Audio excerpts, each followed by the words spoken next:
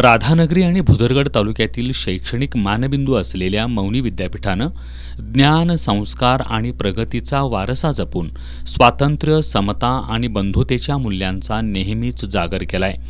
आज सकाळी मौनी विद्यापीठाच्या मैदानावर झालेल्या ध्वजवंदन कार्यक्रमात संस्थेचे अध्यक्ष आमदार सतेज पाटील यांच्या हस्ते ध्वजारोहण करण्यात आलं. यावेळी एनसीसीच्या कॅन्डिडेटनी तिरंग्याला मानवंदना देऊन संचलन केलं. यानंतर आमदार पाटील यांच्या हस्ते एनसीसीची प्रशिक्षक आणि विद्यार्थ्यांचा गुणगौरव करण्यात आला. यानंतर फुले सदनात झालेल्या कार्यक्रमात माजी कर्मचाऱ्यांचा सत्कार करण्यात आला.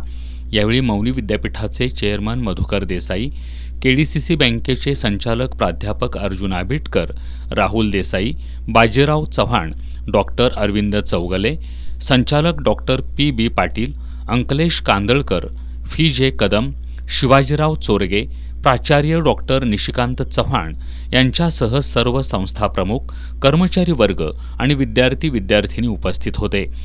गारगोटीतील डॉक्टर डी.वाय. पाटील शैक्षणिक संकुलात प्रजासत्ताक दिनानिमित्त आमदार सतेज पाटील यांच्या हस्ते ध्वजारोहण झालं.